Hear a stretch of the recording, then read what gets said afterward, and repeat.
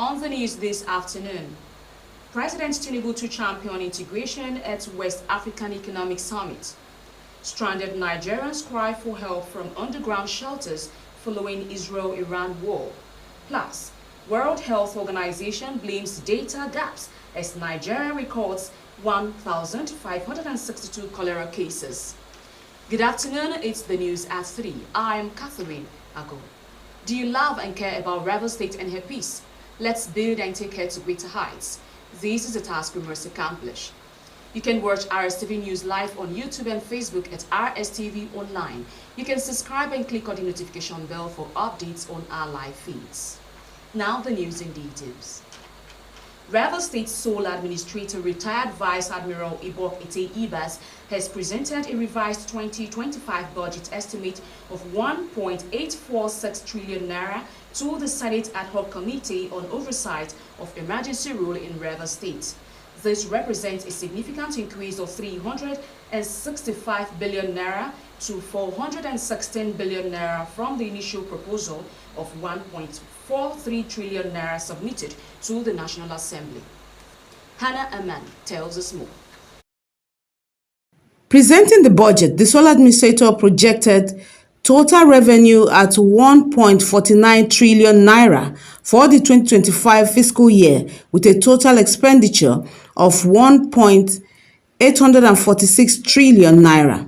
According to the sole administrator, nearly 70% of the 1.846 trillion naira proposal is earmarked for large-scale infrastructure development across the state for capital projects. He said pensions, gratuities, and employees' benefit for capital projects had an additional 50 billion naira, bringing the total provision to 167 billion. According to him, provision for suspended elected officials in the revised budget includes allocations for the offices and responsibilities of suspended political officials, anticipating their potential return, brought about the rationale behind the increase. The sole administrator attributed the upward review to improved revenue inflow of 415 billion revenue generated in May, surpassing the projected 383 billion for the same period. The total revenue projected for the 2025 fiscal year is 1.490 trillion naira. In anticipation of the eventual return to constitutional order, the draft budget prudently retains provisions for the offices and functions of suspended political actors, some of whom have already drawn unallocated resources in the first quarter and are expected to resume their duties at the expiration of the emergency period. Previously omitted expenditure lines of new items and expenditure lines not captured initially due to lack of cooperation from some state officials. Regrettably, also, some state officials withheld critical information required to ensure a more complete capture of those expenditures undertaken in the first quarter at the time of submission of the budget estimates. The Senate committee is expected to continue deliberating on the revised budget proposal, with the final version expected to be completed soon. An aggregate sum of 1.48 trillion naira was proposed at the 2025 budget, and for our consideration, as representatives of the Nigerian people, we are not only tasked with evaluating figures, but also with ensuring the faithful implementation of the budget.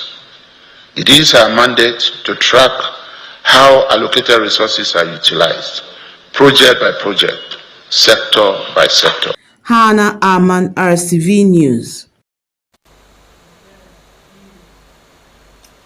Rivers State Rural Access and Agricultural Marketing Project has commenced stakeholder sensitization tour of the 23 local government areas of the state. Namdi Olimini reports that the team has so far visited Elime, Ogba Egbamandoni, and Ikwere local government areas. Take a look. Rural Access and Agricultural Marketing Project is a World Bank and French Development Agency funded project with support from the federal and state government through counterpart funding. The essence of this project is to provide rural access roads and improve agricultural marketing systems across the local government areas of the state.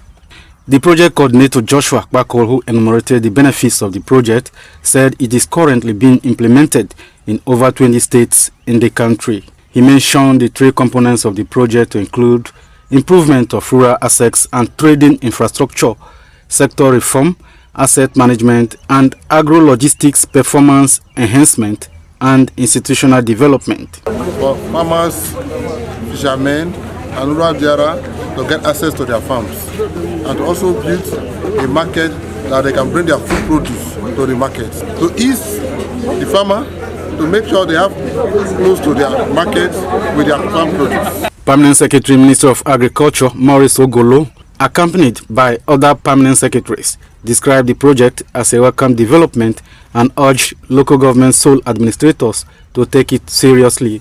For us to get it right with this RAM project, because if we create roads to the farming community, if there's a linkage between our farmers and our marketers, if there are no commodities, it becomes an issue. Sole administrators of Eleme, Ogba, Ebe, Mandoni, and Ikwere local government areas who received the team expressed their readiness to collaborate with relevant stakeholders to ensure the implementation of the project in the state.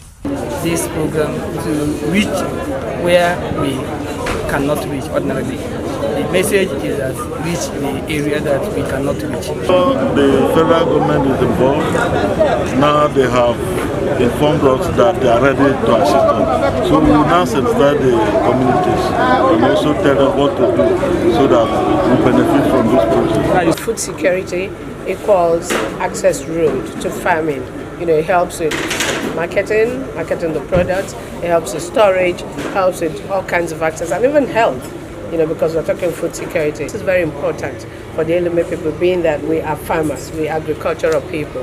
The stakeholders' sensitization of other local government areas continues. Nnamdi Olimini, Rstv News. The 32nd chairman of the Institute of Chartered Accountants of Nigeria, Port Harcourt and District Society has been inaugurated to pilot the affairs of the body for the next 1 year. She is Ngozi Umelu Agbai. Gaspar Anele reports that the inauguration ceremony was well attended.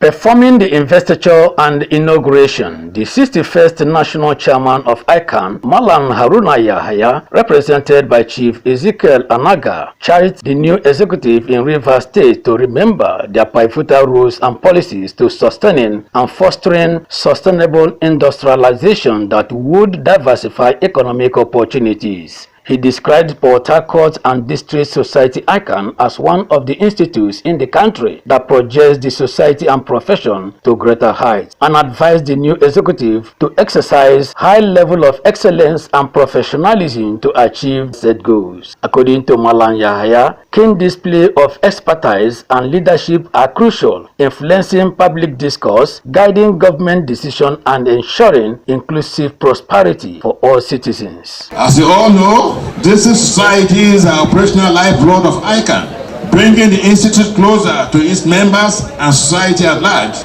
They champion our mandate by identifying professional needs, delivering continuous education, and leading grassroots engagements. Through initiatives such as our academia program, districts are grooming the next generation of chartered accountants and promoting the nobility of our profession. The 32nd ICAN chairman for Port Harcourt and District Society, Ngozi Umelu Agbai, who spoke on behalf of the new executive, promised to lead by example, while her immediate predecessor, Omoboriowo Akimbode, congratulated his successor for her victory, adding that her dedication to selfless service, leadership abilities, expertise, and passion for the profession will undoubtedly propel their district forward, believing that the new executive will promote innovation, growth, outstanding achievements, and exceptional performance. But what we want to do is strategically reform the district, create visible values, make visible impacts and be intentional about whatever we want to do. We want to focus on young ones, creating the awareness of young ones into the accounting profession. And we have to be innovative and intentional about it. As I hand over the mantle, I'm sure the ICAN Port Harcourt and Due Society for sure is bright and is in a safe hand. Pledge my continued support to the new executive and ICAN family in general. Chairman of the occasion, Chief Leo Edochie, and Chairman Investiture Organizing Committee Gerard Uzoma also spoke. Your being present here today is also a way of expressing your interest in making sure you partner fully with whatever we are doing as at this time. So we are quite appreciative of the response you made. We have seen a great number of people right here. So the occasion is going to be interesting, and we urge you to give us all the best support you can. And then after the event too, we also urge everyone to give her the support so that at the end of the day, we will come to appreciate what we've done today. Whatever you see today is a collective decision. We ensure that we had some committees, okay, so that one person is not overburdened with one particular activity. But at the end of the day, we came up together and we were able to achieve what you see today. Cutting of the inauguration cake and presentation of awards to deserving members were some highlights of the event. God's Power Anele, Rstv News. President Bola Tinubu will attend the West African Economic Summit at the Bola Ahmed Tinubu International Conference Center, Abuja. The Economic Summit, which enters its second and final day on Saturday, precedes the 67th Ordinary Summit of the Economic Community of West African States, scheduled at the State House Conference Center, Abuja, on June 22. Special Advisor to the President on Information and Strategy, Bayo Onanuga, in a statement said the initiative of President Tinubu in his capacity as chairman of the ECOWAS Authority of Heads of State and Government is the first of its kind and is convened to deepen regional economic integration. Onanuga said a strong focus is on enhancing trade and investment cooperation across the sub-region. President Tinubu had extended invitations to the member states of the Alliance of Sahelian States and Mauritania to demonstrate its commitment to inclusive dialogue and regional cooperation. Presidents of Presidents of Ghana, Liberia, Sierra Leone, Senegal, the Gambia, Benin, Togo, and Guinea-Bissau have confirmed their participation at the Economic Summit, which is expected to yield concrete outcomes and deliverables to fast-track West Africa's integration agenda as a critical foundation for sustainable peace, security, and prosperity in the region. Ahead of the summit, the President dispatched a team of special envoys to deliver formal invitations to heads of state and government across the region.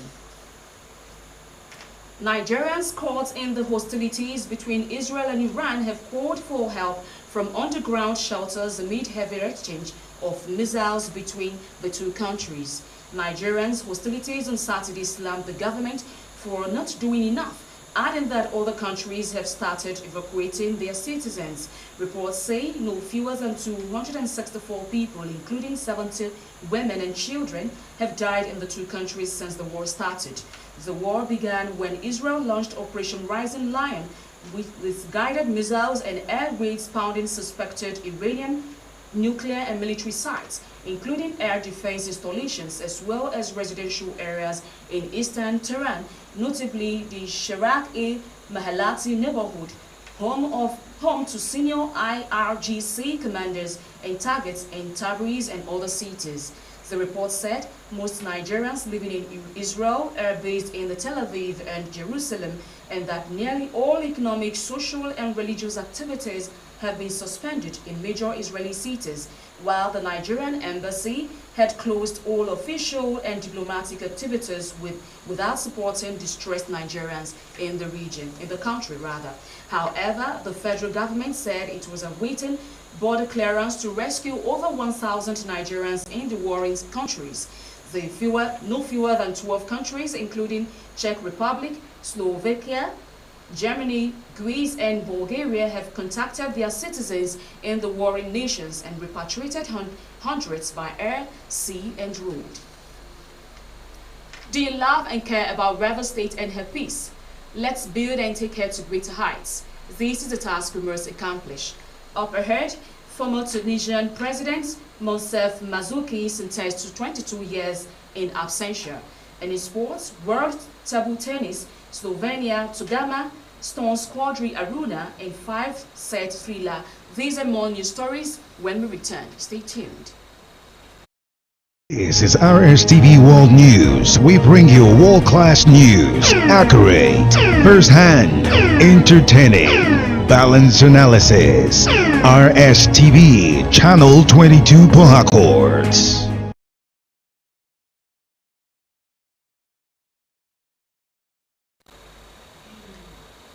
You're welcome back. Now to the rest of our news stories.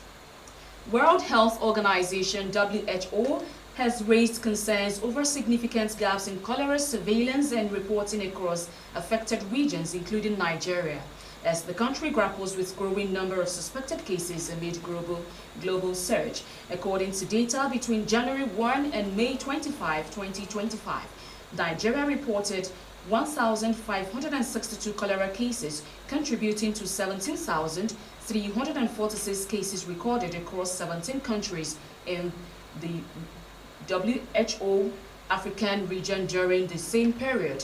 However, WHO cautioned that the figures might not reflect the full extent of the outbreak due to underreporting, delays in data submission, and limited diagnostic capacity.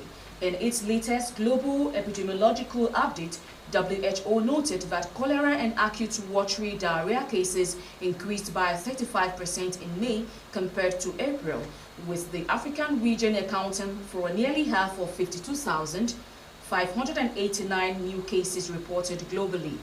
Nigeria, which faces recurrent cholera outbreaks, particularly during the rainy season, has long struggled with inadequate water, sanitation, and hygiene wash infrastructure, especially in rural and conflict-affected areas. Public health experts warned that unless surveillance and response systems were strengthened, the country could face a wider outbreak with higher fatalities. The agency underscored the need for urgent investment in prevention, early detection, and treatment access. The Securities and Exchange Commission, SEC, has prohibited independent directors from transitioning into executive director roles within the same company or group.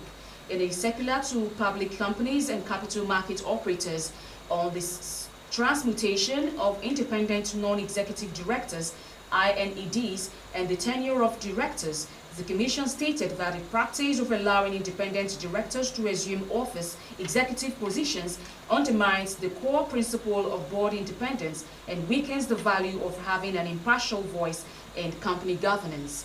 The SEC also introduced a 3-year cooling-off period before a chief executive officer, CEO, can be appointed as chairman of the same company, aimed at strengthening corporate governance and ensuring a clear separation of roles and oversight. The Commission directed the discontinuation of the transmutation of INEDs into the executive directors within the same company or its group structure by public companies and significant public interest capital market operators.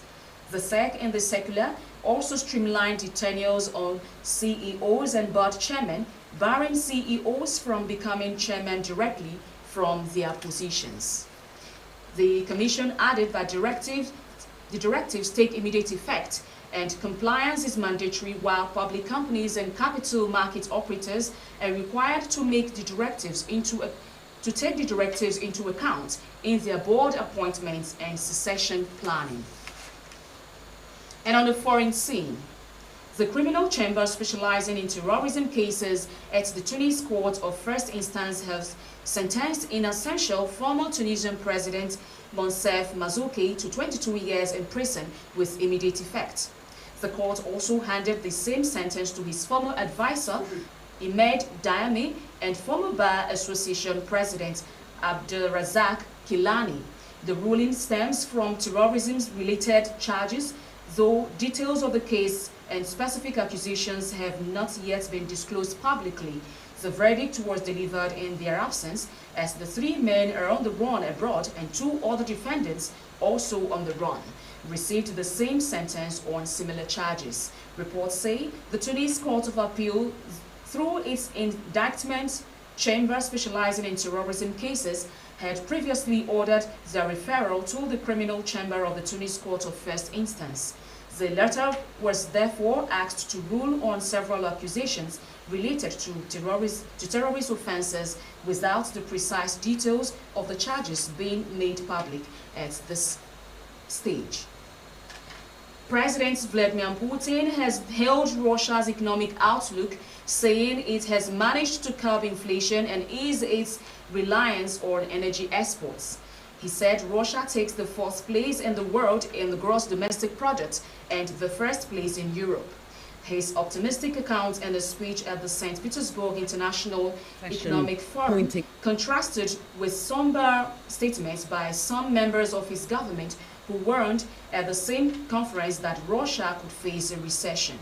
He pointed out that manufacturing industries have posted steady growth, allowing the country to reduce its reliance on oil and gas exports.